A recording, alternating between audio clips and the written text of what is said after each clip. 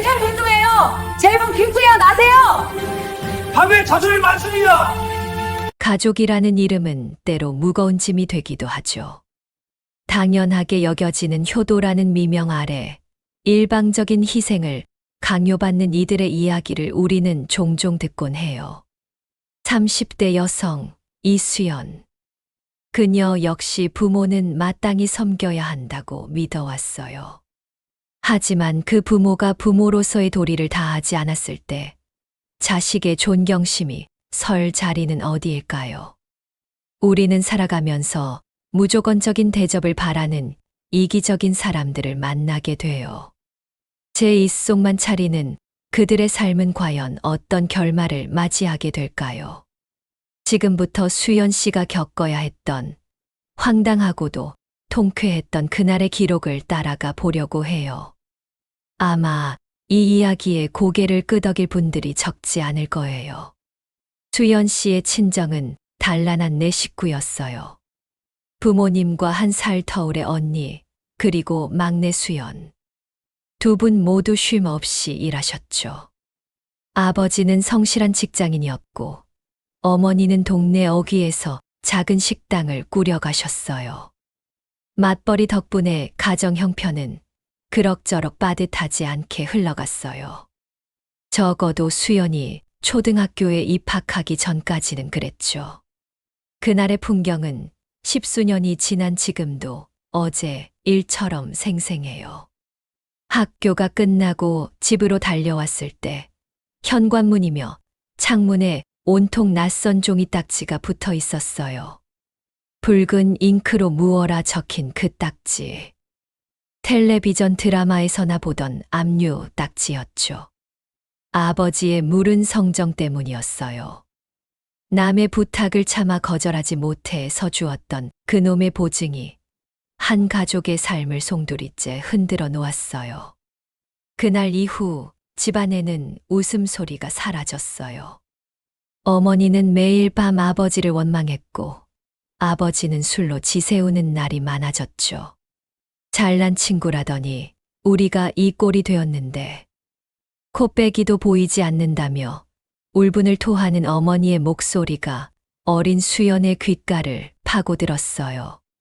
지금은 그 무서운 보증 제도가 많이 사라졌다지만 그 시절엔 보증 하나로 3대가 망하는 집이 부지기수였어요.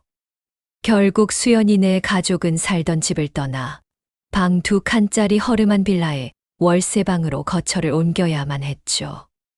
그때부터가 진짜 전쟁 같은 삶의 시작이었어요. 특히 어머니는 한 푼이라도 아끼기 위해 자신을 돌보지 않았어요. 한두 번 꿰맨 양말은 너댓 번을 더 기워 신으셨고 이사 간 집에서 멀어진 식당까지의 거리를 매일같이 걸어 다니셨죠. 새벽 시장에서 장을 볼 때면 상인들이 손질하고 남은 배추 꼬투리나 무청 따위를 한 아름 얻어 오시곤 했어요. 그리고 그 자투리 채소들은 수연과 언니의 저녁상이 되었죠. 어머니는 그렇게 저녁밥을 차려주고는 숨 돌릴 틈도 없이 다시 그 먼 식당 길을 걸어가셨어요. 집이 어려워지기 전에는 저녁이면 문을 닫고 돌아오셨지만 빚더미에 앉은 후로는 단 하루도 쉬지 않고 밤늦도록 술손님을 받으셨죠. 그 지독한 절약 정신은 어린 자매에게도 고스란히 이어졌어요. 씻을 때면 커다란 고무 대야 2개가 동원되었죠. 한쪽에 받아둔 물을 바가지로 떠서 빈 대야 안에 들어가 몸을 씻었어요. 그렇게 쓰고 남은 잿빛 물은 버리지 않고 모아두었다가 화장실 변기 물로 사용했죠. 그 정도로 모든 것을 아끼고 아껴야만 했어요. 하루하루를 살아내는 것이 아니라 버텨내야 했던 그 시절. 수연은 돈의 소중함과 노력의 가치가 얼마나 무거운 것인지 뼈저리게 깨달았어요. 그래서 더 독하게 살았죠. 친구들이 분식집에서 웃음꽃을 피울 때 수연은 낡은 도서관 구석에서 책과 씨름했어요. 대학에 진학한 후에도 꿈을 잃지 않았어요. 악착같이 공부한 끝에 수연은 마침내 변리사가 되었죠. 국가 자격 시험과 수많은 연수 과정. 그 길은 결코 쉽지 않았어요. 공부해야 할 범위는 끝이 보이지 않았고 합격률은 처참할 정도로 낮았어요. 하지만 수연은 포기하지 않았죠. 낮은 합격률만큼이나 가치 있는 일을 할 것이라는 믿음 하나로 처절하게 매달렸어요. 그리고 마침내 변리사 이수연이라는 이름이 새겨진 명함이 나왔을 때 세상 누구보다 기뻐한 사람은 바로 어머니였어요. 딸의 명함을 받아든 어머니는 한참 동안 그 작은 종이를 쓸어보며 기쁨의 눈물을 감추지 못했죠. 그동안의 고생이 눈 녹듯 사라지는 순간이었어요. 변리사로 일하며 수연은 세상의 또 다른 이면을 보았어요. 수많은 사람의 억울하고 기가 막힌 사연들이 그녀의 책상 위에 쌓여갔죠. 특허, 상표, 디자인 같은 지식 재산권을 다루다 보니 과거 그녀의 아버지처럼 믿는 도끼의 발등을 찍힌 사람들이 유독 많았어요. 하루는 한 중소기업 대표님이 붉어진 눈으로 그녀를 찾아왔어요. 평생을 바쳐 고안한 아이디어를 믿었던 거래처 직원이 몰래 빼돌려 다른 기업의 이름으로 먼저 특허 출원을 한 사건이었죠. 그 대표님은 오직 그 기술 하나만을 바라보며 사업을 일궈온 분이었어요. 그가 내민 것은 손때 묻은 낡은 노트였어요. 그 안에는 빼곡하게 손으로 직접 그린 도면과 연구 일지들이 담겨 있었죠. 대표님은 그 노트를 소중하게 어루만지며 자식을 빼앗긴 것 같다며 분통을 터뜨렸어요. 몇 년을 잠도 제대로 못 자며 연구한 목숨과도 같은 기술이라는 그의 절박한 목소리. 수연은 그 간절함을 외면할 수 없었어요. 반드시 되찾아 주겠노라 약속했죠. 며칠 밤낮으로 대표님이 모아온 자료들과 씨름했어요. 모든 서류를 검토하고 기록을 확인하며 작은 단서라도 찾으려 했었죠. 결국 그 낡은 노트가 결정적인 증거가 되었어요. 치열한 소송 끝에 아이디어를 가로챘던 기업은 특허를 포기했고 기술은 본래의 주인의 품으로 돌아왔어요. 대표님은 수연의 손을 꼭 잡고 눈물을 글썽였죠. 그 순간의 뿌듯함은 이루 말할 수 없었어요. 이 길을 선택하길 참 잘했구나. 다시 한번 다짐하게 되었죠. 그렇게 일에만 매달려 앞만 보고 달리다 보니 어느덧 수연의 나이도 30대 중반을 훌쩍 넘기고 있었어요. 언니는 30대 초반에 일찌감치 결혼의 가정을 꾸렸지만 수연은 연애는커녕 일에 파묻혀 살았죠. 그때부터 부모님의 유일한 걱정거리는 딸의 결혼이 되었어요. 당시 부모님과 함께 살고 있던 수연이 외출이라도 할라치면 두 분의 관심이 무섭게 쏟아졌어요. 친구를 만나러 나간다고 해도 혹시 남자친구는 아니냐며 꼬치꼬치 캐묻는 어머니의 성화가 시작되었죠. 언니는 벌써 애까지 낳았는데 넌 언제 시집가서 뿌리 내리고 살 거냐는 잔소리가 일상이 되었어요. 수연은 그때까지만 해도 결혼에 대한 생각이 전혀 없었어요. 일은 여전히 재밌었고 무엇보다 결혼이라는 제도를 통해 과연 평온하게 잘 살 수 있을지에 대한 확신이 서지 않았죠. 어린 시절 보았던 부모님의 불화가 그녀의 마음속에 작지 않은 그림자를 남겼던 탓이에요. 그러던 어느 날 수연의 생각을 송두리째 바꿔놓은 일이 벌어졌어요. 까맣게 잊고 지냈던 중학교 동창회에 참석하게 된 거예요. 그곳에서 그녀는 전혀 예상치 못했던 한 사람을 다시 만나게 되었죠. 오랜만에 열린 동창회에는 낯익은 혹은 가물가물한 얼굴들이 가득했어요. 그때는 친하게 지냈던 친구들, 혹은 교실 뒤편에서 껄렁거리던 친구들까지 모두가 세월의 흔적을 조금씩 아는 채 어엿한 직장인이 되어 자리를 빛내고 있었죠. 한참 동안 친구들과 회포를 풀고 2차를 가기 위해 식당을 나서는 순간이었어요. 누군가 뒤에서 수연의 어깨를 가볍게 두드렸죠. 돌아본 그곳에는 박동규가 서 있었어요. 중학교 시절 반에서 제일 공부도 잘하고 인기도 많았던 바로 그 아이였죠. 수연은 너무 놀라 잠시 말을 잊었어요. 동규는 수연을 기억하느냐며 맑게 웃어 보였어요. 수연은 당연히 기억한다며 반가움을 표했죠. 학교 다닐 때 그를 모르는 아이가 어디 있었겠어요. 사실 동규는 수연과는 사는 세계가 다른 친구라고 여겨왔어요. 워낙 눈에 띄는 아이였고 수연은 그저 조용히 공부만 하던 학생이었으니까요. 중학교 3년 내내 제대로 된 대화. 한 번 나눠본 적 없던 그가 먼저 아는 척을 해오니 놀라우면서도 신기한 마음이 들었죠. 자리를 옮겨 이어진 술자리에서 수연과 동규는 자연스럽게 나란히 앉게 되었어요. 그리고 대화가 깊어질수록 수연은 더욱 놀라운 사실을 알게 되었죠. 동규가 중학교 때 자신을 좋아했었다는 고백이었어요. 수연은 농담이 아니냐며 몇 번이나 되물었어요. 그렇게 친하지도 않았는데 어찌 그럴 수 있느냐고요. 동규는 멋쩍게 웃으며 진심이었다고 말했죠.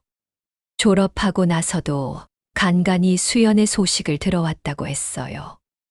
연락을 해볼까 망설이기도 했지만 수연이 자신을 기억하지 못할 것 같아 용기를 내지 못했다고 했죠. 수연은 학교에서 그를 모르는 사람이 어디 있느냐며 웃음을 터뜨렸어요. 그날의 만남은 우연이 아닌 필연이었던 걸까요? 20년 만에 다시 만난 두 사람은 무서운 속도로 가까워졌어요. 중학교 시절 말수도 적고 조용하기만 했던 동규는 수연이 기억하던 모습과는 사뭇 달랐죠.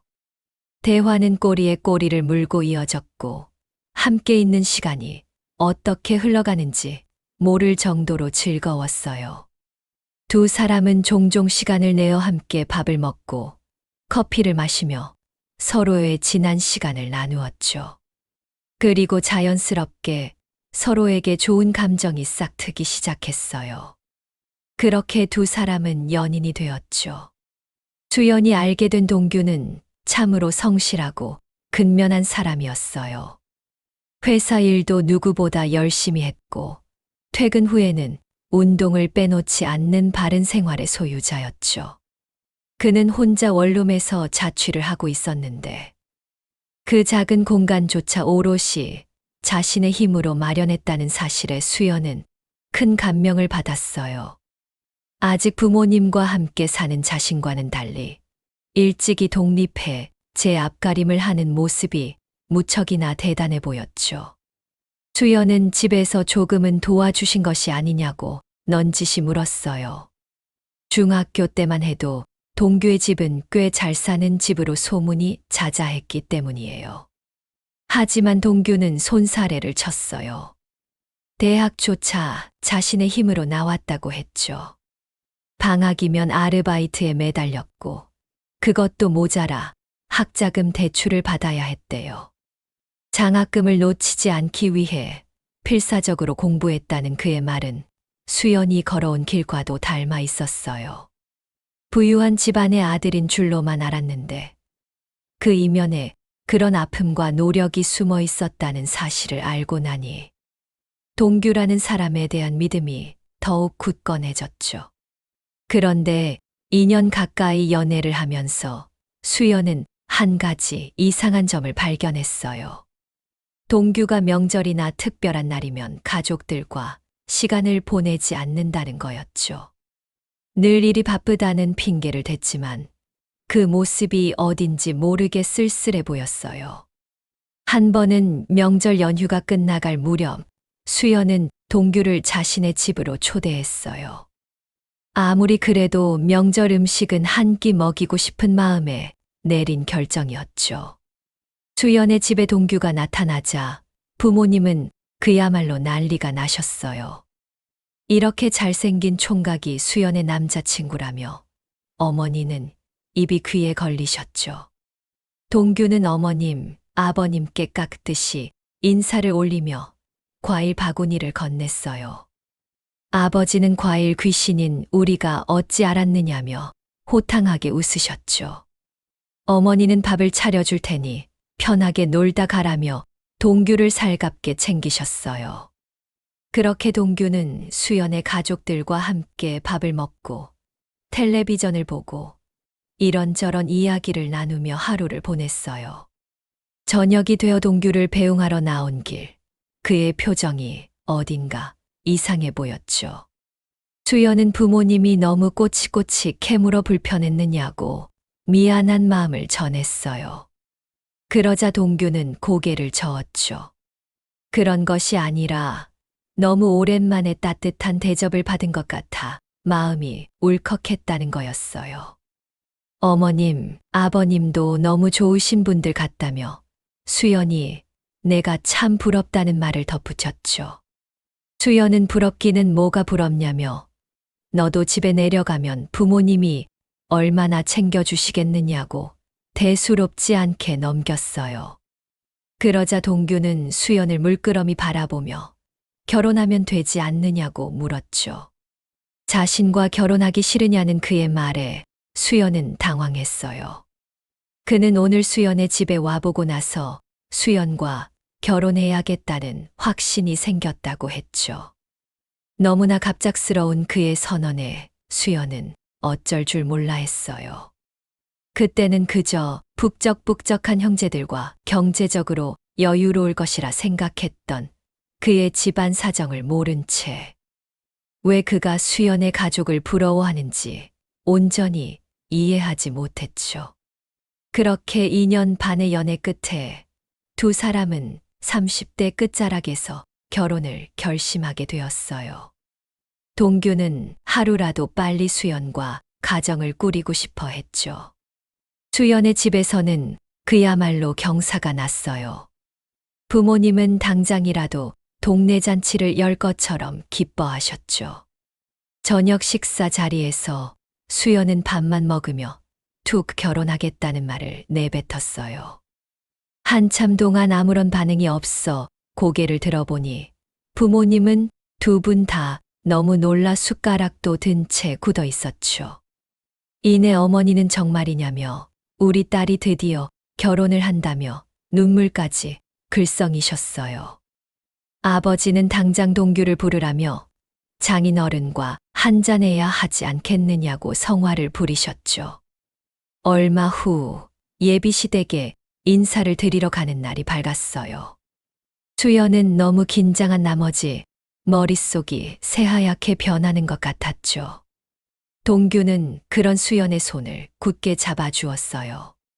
하지만 예비시댁의 풍경은 수연이 상상했던 것과는 많이 달랐어요. 중학교 때 들었던 잘 사는 집이라는 이미지와는 달리 평범하고 조금은 낡은 아파트였죠. 하지만 수연을 더욱 당황하게 만든 것은 집 안에 들어섰을 때의 광경이었어요. 예비 시부모님은 두 분 모두 편안한 잠옷 차림 그대로 수연을 맞이했죠.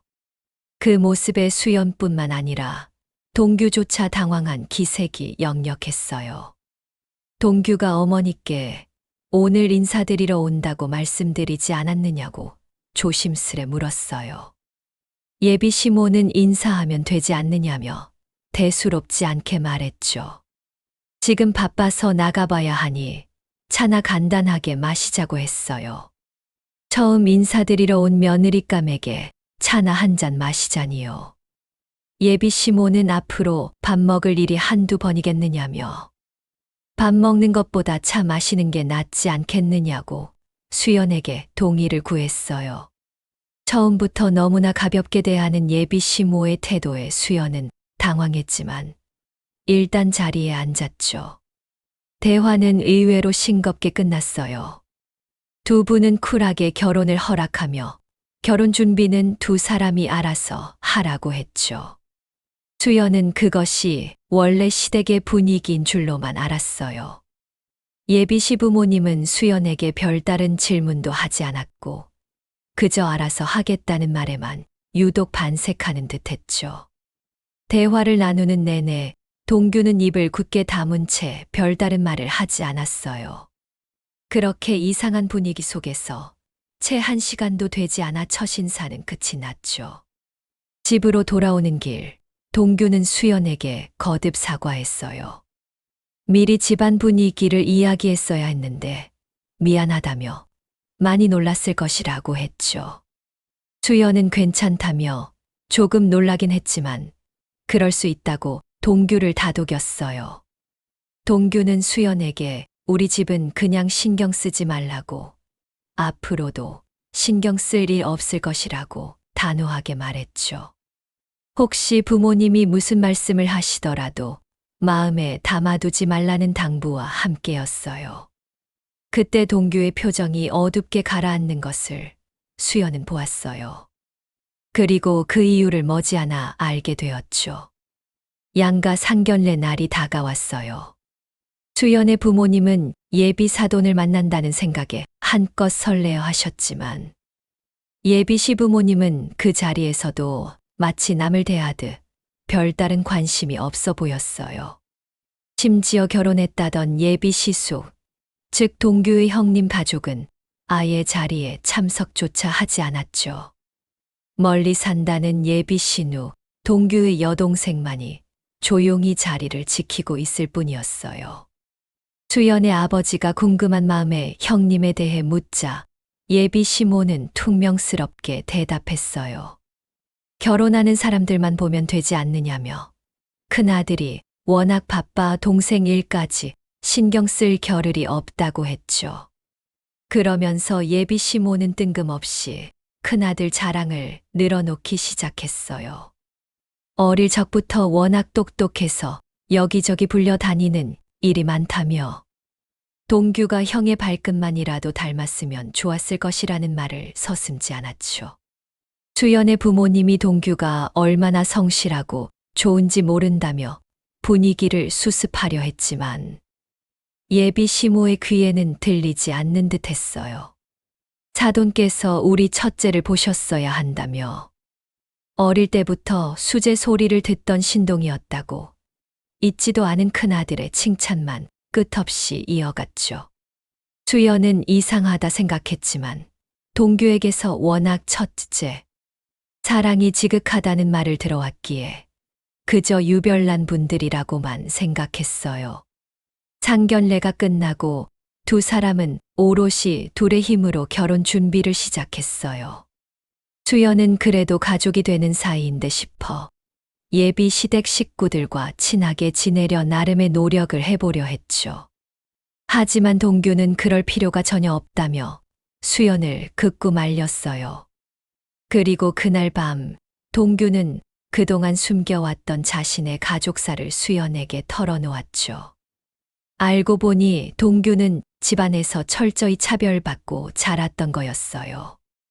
부모님은 어릴 때부터 늘 형밖에 몰랐다고 했죠. 지금 부모님이 사시는 작은 아파트조차 형이 결혼할 때 신혼집을 마련해 달라고 하는 바람에 살던 집을 팔고 옮긴 것이라고 했어요. 대학 등록금도 한 푼 내주지 않아 동규와 여동생은 스스로 학비와 생활비를 벌어야 했대요.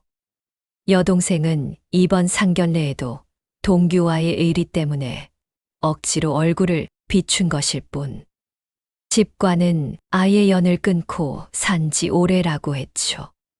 그러니 수연 역시 시댁에 그 어떤 신경도 쓰지 않아도 된다고 그는 거듭 강조했어요. 결혼하고 나서도 부모님은 자신들보다는 형네 가족들만 챙길 것이 분명하다고 했죠. 수연에게 미리 말하지 못해 미안하다는 그의 목소리는 쓸쓸하게 잠겨 있었어요. 너무나 화목한 수연의 가족들을 보며 자신의 상처를 이해받지 못할까봐 두려웠다는 그의 고백에 수연은 마음이 아팠죠. 정말로 동규의 말처럼 예비 시부모님은 두 사람의 결혼에 대해 일절 관심이 없으셨어요. 예물이나 예단에 대한 이야기는커녕 신혼집은 어디에 얻었는지조차 묻지 않았죠. 그렇게 모든 준비가 순조롭게 흘러가는 듯 했어요. 그런데 결혼식을 불과 석 달 앞두고 예비 시댁에 큰일이 터지고 말았죠. 그토록 부모님의 사랑을 독차지하던 예비 시숙이 이혼을 하고 빈털터리가 되어 시댁으로 갑자기 들어오게 된 거예요. 야심차게 벌였던 사업이 쫄딱 망해 빚더미에 올라 거의 쫓겨나다시피 한 거였죠. 그 소식을 알고 난 후 예비 시댁의 태도가 갑자기 돌변하기 시작했어요. 어느 날 1년 내내 단 한 통의 연락도 없던 예비 시모에게서 전화가 걸려왔어요. 수연은 낯선 번호에 잠시 망설이다 전화를 받았죠. 소화기 너머에서는 믿을 수 없을 만큼 다정한 목소리가 들려왔어요. 결혼 준비는 잘 돼 가느냐? 신혼집은 마련했느냐? 가구는 다 들어왔느냐? 꼬치꼬치 묻는 그 목소리가 너무나 낯설었죠. 수연은 입주 준비가 다 되어 양가 부모님께 말씀드리려 했다고 답했어요. 그러자 예비 시모는 동규가 부모님은 바쁘다고 했다는 말을 전해 들었다며 바쁘긴 뭐가 바쁘냐고. 자식 결혼에 당연히 신경을 써야 한다고 호들갑을 떨었죠. 오늘 시간이 어떠냐며 신혼집에 필요한 것이 없는지 한번 가봐도 되겠느냐고 물었어요. 청소라도 좀 해줘야겠다면서 말이에요. 수연은 얼떨떨했지만 오후에 잠깐 들를 예정이었다고 답했죠. 예비 시모는 잘 됐다며 줄 것도 있으니 겸사겸사 얼굴이나 보자고 했어요.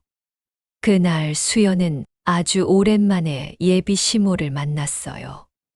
그녀는 수연을 보자마자 너무나 반갑게 맞이했고 함께 신혼집을 둘러보았죠. 예비 시모는 신혼집에서 쓰라며 새 수건들을 한 보따리 안겨주었어요. 여기저기서 답례품으로 받은 듯한 각기 다른 로고가 박힌 수건들이었지만 수연은 그래도 자신들을 생각해 챙겨주신 마음에 감사함을 느꼈죠.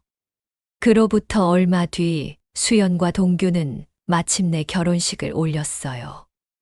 양가 부모님과 친지, 친구들의 축복 속에서 두 사람은 영원한 사랑을 서약했죠. 너무나도 행복하고 기쁜 순간이었어요. 그리고 바로 다음 날 두 사람은 꿈에 그리던 신혼여행을 떠나게 되었어요. 공항으로 향하는 차 안에서 수연은 들뜬 마음을 감추지 못했죠. 그런데 비행기 탑승을 앞두고 시모에게서 전화가 걸려왔어요. 신혼여행 잘 다녀오라며 어제는 정신이 하나도 없었지 않느냐고 안부를 물었죠. 수연은 괜찮다며 잘 다녀오겠다고 씩씩하게 대답했어요. 그러자 시모는 본론을 꺼냈죠. 신혼여행 다녀오면 바로 출근해야 해서 정신없을 테니 자신이 신혼집 청소도 좀 해주고 반찬도 채워 넣으려고 한다며 집 비밀번호를 알려줄 수 있겠느냐고 물었어요. 결혼식 끝나고 정리 안 된 것들도 많을 텐데 자신이 가서 싹 정리해 주겠다는 거였죠. 마침 반찬 해놓은 것도 있는데 시댁 냉장고에는 자리가 없어 두 사람 냉장고에 넣어두겠다는 말이었어요. 수연은 그 말에 아무런 의심도 하지 못했어요. 그저 자신들을 생각해 주시는 시어머니의 마음에 감사할 따름이었죠. 수연은 선뜻 비밀번호를 알려주었어요. 그 선택이 끔찍한 파국의 시작이 될 줄은 꿈에도 상상하지 못한 채였죠. 일주일간의 신혼여행은 꿈결처럼 달콤했어요. 아름다운 풍경 속에서 두 사람은 오롯이 서로에게 집중하며 행복한 시간을 보냈죠. 지인들과 가족들에게 줄 선물도 잔뜩 사들고 두 사람은 설레는 마음으로 다시 한국 땅을 밟았어요. 공항에서 신혼집으로 돌아오는 길, 남편 동규는 근처에서 저녁거리를 사오겠다며 잠시 차를 세웠죠. 수연은 무거운 캐리어를 끌고 먼저 집으로 올라왔어요. 익숙하게 비밀번호를 누르고 현관문을 열었을 때였죠. 현관에는 낯선 신발들이 어지럽게 놓여 있었어요. 이게 뭐지? 하고 생각하는 순간 주방에서 누군가가 수연을 맞아 주었어요. 다름 아닌 시부모님이었죠.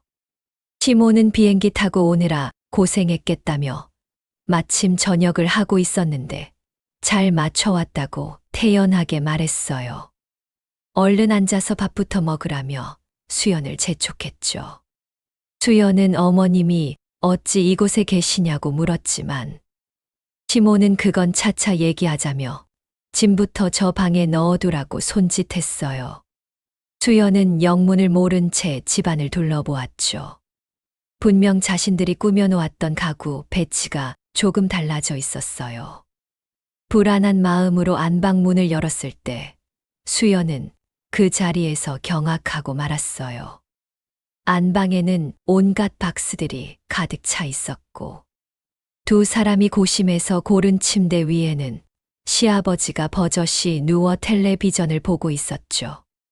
시아버지는 수연을 보더니 너희 기다리느라 배고파 죽는 줄 알았다며 그런데 이 방에는 왜 들어왔느냐고 너희 방은 저기 작은 방이 아니냐고 되물었어요.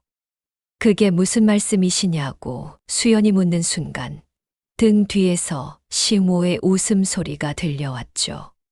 시모는 왜 안방 문을 열고 그러냐며 짐은 작은 방에 넣으라고 하지 않았느냐고 타박했어요. 수연이 이 짐들은 다 무엇이냐고 묻자 시모는 우리 짐이라고 태연하게 대답했어요. 아주버님이 사업에 망해서 빚더미에 앉게 되었다는 거였죠. 마침 살던 집 전세 만기가 되었는데 그 돈을 아주버님께 주었다고 했어요. 그러니 시부모님은 갈 곳이 없어졌고 일단 여기서 좀 살아야겠다는 도무지 믿을 수 없는 이야기였죠. 수연은 지금 무슨 소리를 하시는 거냐고 여기서 사시다니요. 언제 그런 말씀을 하셨느냐고 따져 물었어요.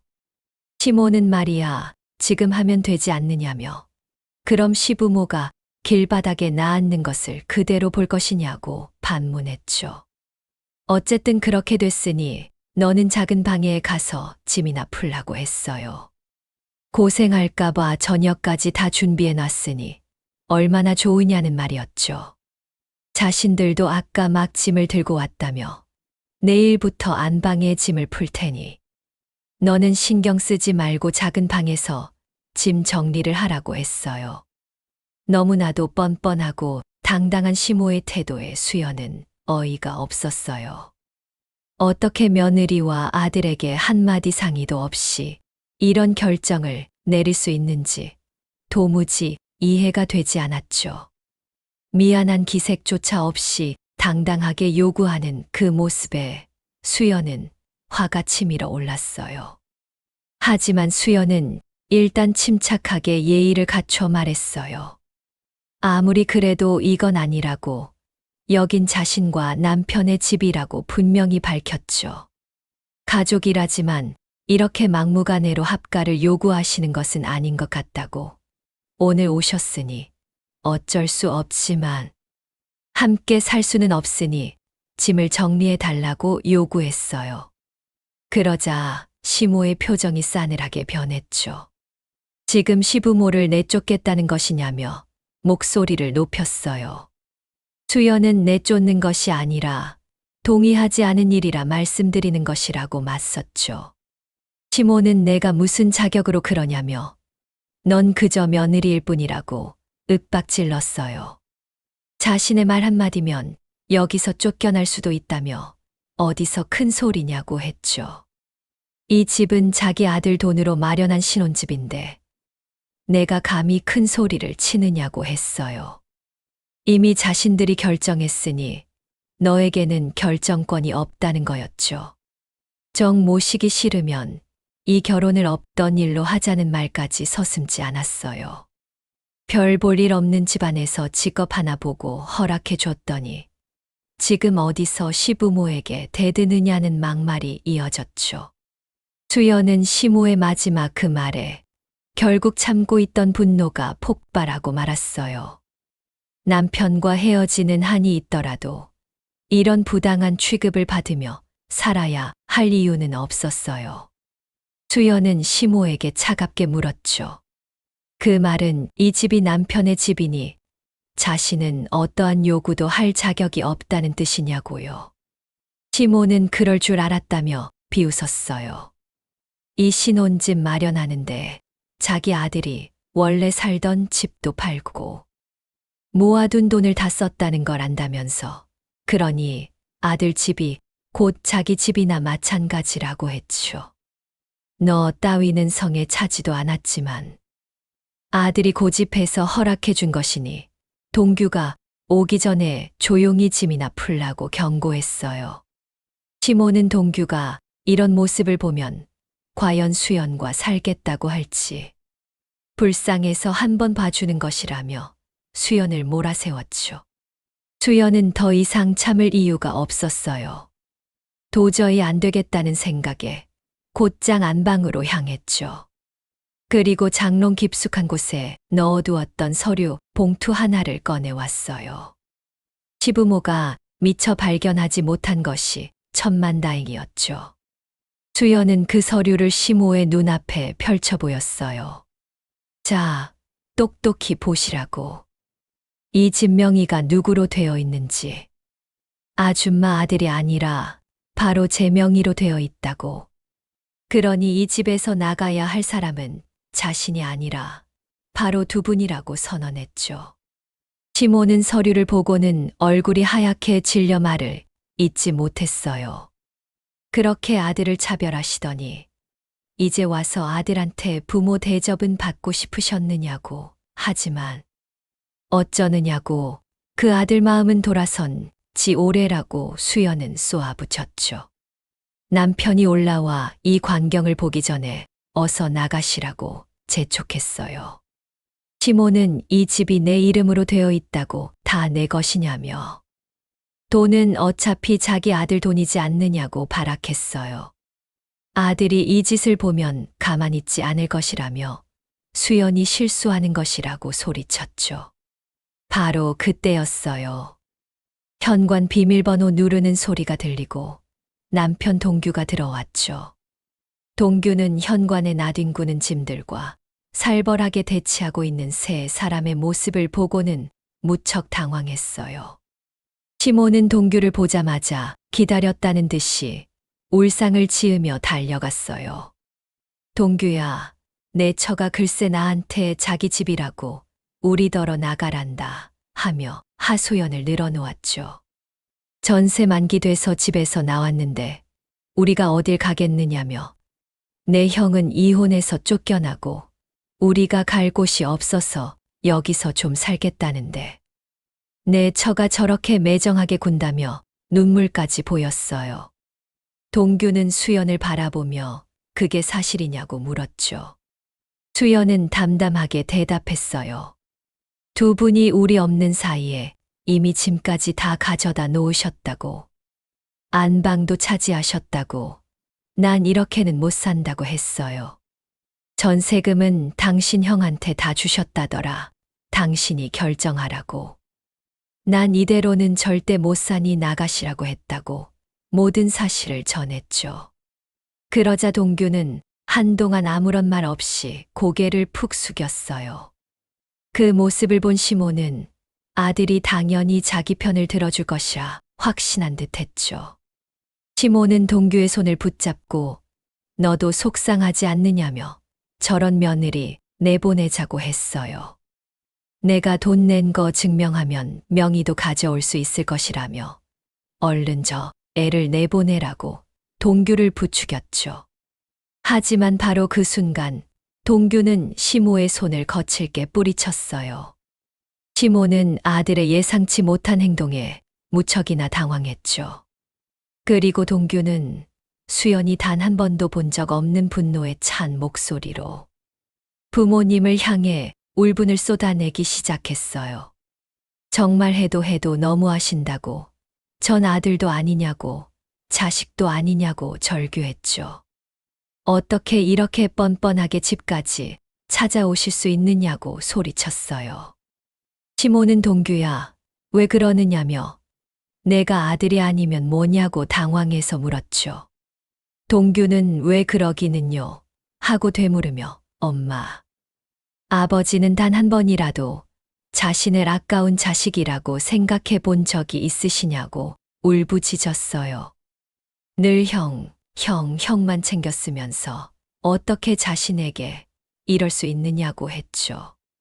엄마 아버지가 그토록 아끼는 형에게 모든 것을 다 투자하고 형이 사업을 다 말아먹어도 돈을 대주시느라 이렇게 된 것을 모르시느냐고 했어요. 그런데도 정신 못 차린 형에게 전세금까지 주셨다는 사실에 그는 치를 떨었죠.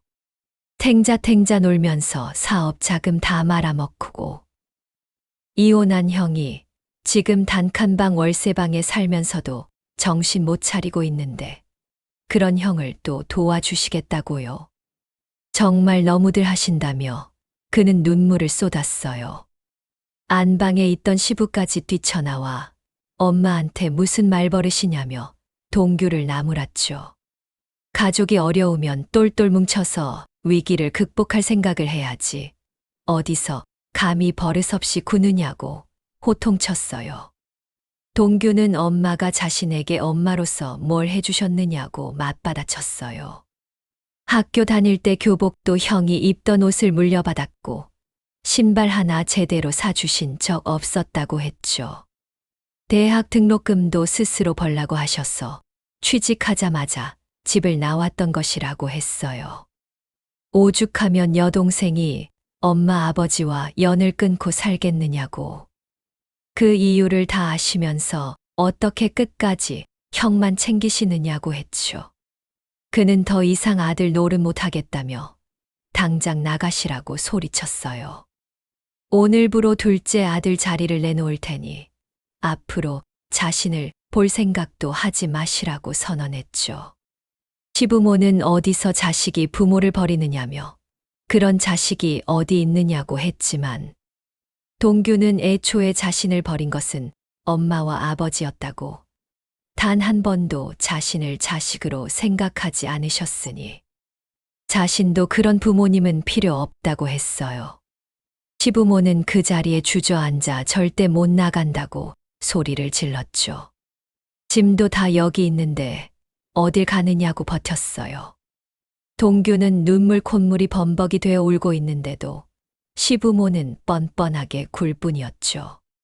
그 모습을 지켜보던 수연은 더 이상 망설이지 않았어요. 뻔뻔한 두 분에게 단호하게 말했죠. 그럼 지금 바로 경찰에 신고하겠다고 했어요. 여긴 자신의 집이니 허락 없이 들어온 주거 침입과 나가지 않는 불응죄로 신고해도 되지 않겠느냐고 물었죠. 경찰이 출동해서 강제로 끌려나가 보시겠느냐고 아니면 좋게 지금 나가시겠느냐고 선택지를 주었어요. 시부모는 며느리가 감히 시부모에게 그런 말을 하느냐고 했지만 수연은 남편이 방금 부모가 없다고 했으니 자신에게도 시부모는 없다고 잘라 말했죠. 짐은 용달로 보내드릴 테니 당장 나가시라고 했어요. 수연의 그 서늘한 한마디는 벼랑 끝에 매달린 시부모의 마지막 동아줄마저 끊어내는 듯했어요. 경찰이라는 단어에 그토록 당당하던 시아버지의 어깨가 움찔하는 것이 보였죠. 시모는 여전히 분이 풀리지 않는지 수연을 잡아먹을 듯이 노려보며 무언가 더 말을 하려 했지만 이미 전세는 완전히 기운 뒤였어요. 평생을 자신들의 발 아래 두고 좌지우지했던 둘째 아들이 생전 처음으로 그것도 가장 절박한 순간에 자신들에게 등을 돌린 충격은 실로 거대해 보였죠. 동규는 더 이상 눈물조차 흘리지 않고 그저 차갑게 식은 눈으로 현관문만을 가리키고 있었어요. 그 어떤 변명도 애원도 통하지 않을 것이라는 것을 시부모는 본능적으로 깨달았을 거예요. 시아버지는 누워있던 안방 침대에서 주섬주섬 일어나 아내의 팔을 잡아 끌었죠. 시모는 마지막까지 발악하듯 소리를 질렀어요. 이 집이 내 명의라고 해도 우리 아들 돈이 들어갔으니 우리 지분도 있는 것이라고 법대로 하자는 말까지 꺼냈죠. 수연은 지친 표정으로 대답했어요. 그렇게 하시라고. 법대로 하시되 일단은 남의 집에서 당장 나가시라고요. 주거 침입으로 신고당한 뒤에 법을 따지셔도 늦지 않을 것이라고 차분하지만 단호하게 응수했죠. 결국 시부모는 자신들이 끌고 온 그 많던 짐은 하나도 챙기지 못한 채 현관에 벗어두었던 신발을 구겨 신고 집을 나섰어요. 쾅 하고 닫히는 현관문 소리와 함께 집안에는 지독한 침묵이 내려앉았죠. 수연은 그 자리에 다리가 풀려 주저앉고 싶었지만 곁에 있는 남편을 먼저 부축해야 했어요. 동규는 아버지가 누워있던 자신들의 침대 시트를 바라보며 허탈하게 웃고 있었죠.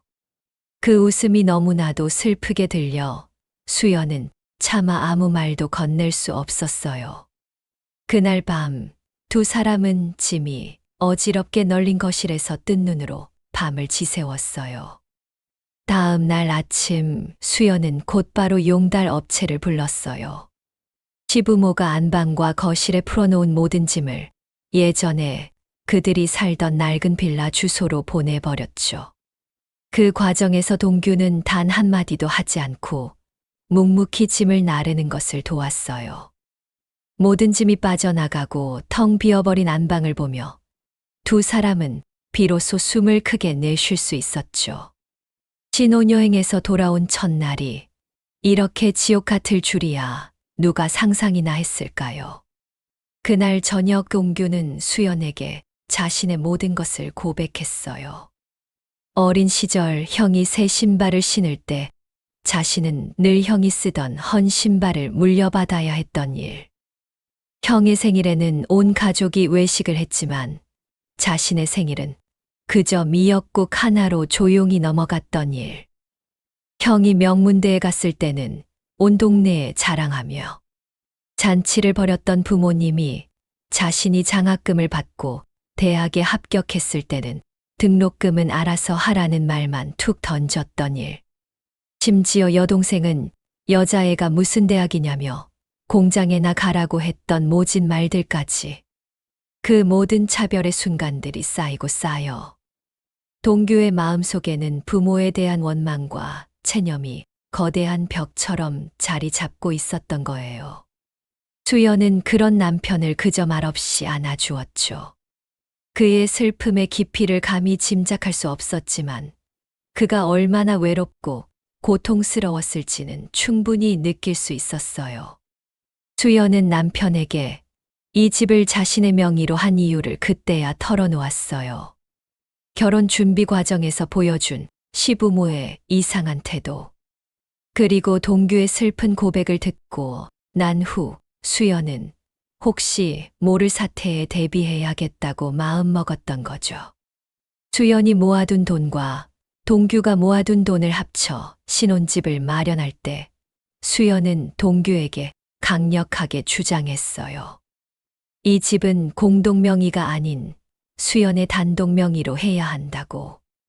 동규는 처음에는 의아해했지만 이미 가족에게 마음이 떠난 상태였기에 수연의 뜻에 기꺼이 동의해 주었죠.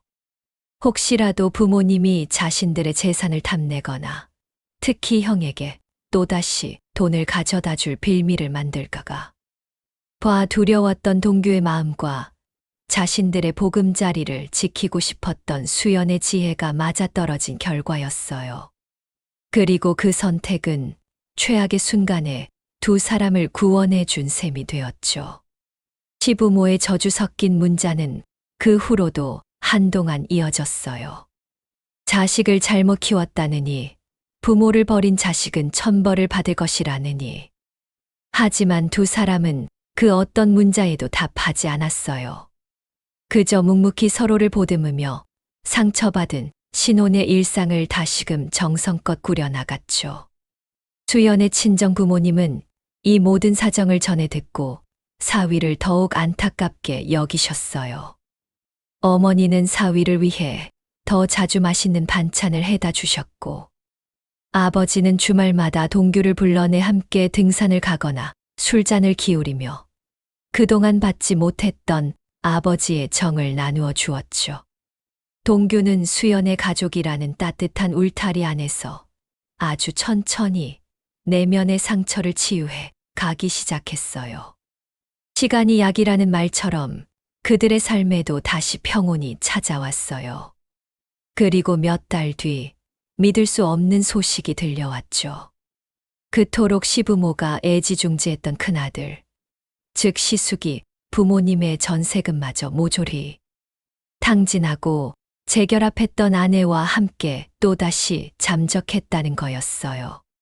시부모는 그제야 자신들이 속았다는 것을 깨닫고 땅을 치며 후회했지만 이미 엎질러진 물이었죠. 그들은 수연과 동규에게 다시 연락을 시도했어요. 이번에는 저주가 아닌 눈물 섞인 애원이었죠. 잘못했다. 우리가 어리석었다. 제발 한 번만 만나달라. 수연은 마지막으로 걸려온 시모의 전화를 받았어요. 수화기 너머로 들려오는 시모의 목소리는 예전에 그 당당함은 온데간데 없이 처량하기 그지없었죠. 아주버님이 자신들을 버렸다는 하소연과 함께 이제 늙은 부모를 의지할 곳은 너희밖에 없다는 말이 이어졌어요. 수연은 그 모든 말을 묵묵히 듣고 있다가 조용히 입을 열었죠. 자신들은 이미 두 분을 마음속에서 떠나보냈다고, 그리고 다시는 자신들의 삶에 찾아오지 말아달라고, 그것이 남편 동규의 뜻이기도 하다고 전했어요. 그리고 그것이 시부모와의 정말 마지막 통화가 되었죠. 1년이라는 시간이 쏜살같이 흘러갔어요. 수연의 배는 어느덧 예쁜 생명을 품고 남산만큼 불러왔죠. 동규는 매일 저녁 퇴근하고 돌아오면 수연의 배에 귀를 대고 아이에게 다정한 이야기를 건네는 것이 일과가 되었어요. 그는 아이를 많이 낳고 싶다고 입버릇처럼 말해요. 자신이 자라온 외로운 집이 아니라 아이들의 웃음소리가 끊이지 않는 북적북적하고 따뜻한 가정을 만들고 싶다는 것이 그의 가장 큰 소원이 되었죠. 수연은 그런 남편의 머리를 쓰다듬으며 우리는 꼭 그렇게 될 것이라고 따뜻하게 속삭여주곤 해요. 상처 없는 삶이 어디 있겠습니까마는 어떤 상처는 평생을 두고 아물지 않는 흉터가 되기도 하죠. 특히 가장 가까워야 할 가족에게서 받은 상처는 더욱 그러할 거예요. 하지만 중요한 것은 그 상처에 갇혀 남은 인생마저 불행하게 만드는 것이 아니라 그 아픔을 딛고 일어나 새로운 행복을 찾아 나가는 용기일 거예요. 수연과 동규는 서로의 가장 깊은 상처를 보듬어 안으며 진정한 의미의 가족을 만들어가고 있어요. 이기적인 편애가 불러온 한 가정의 비극은 그렇게 그들의 삶에서 서서히 막을 내리고 있었죠. 모든 분들의 삶에 행복과 사랑이 가득하시기를 진심으로 바라요.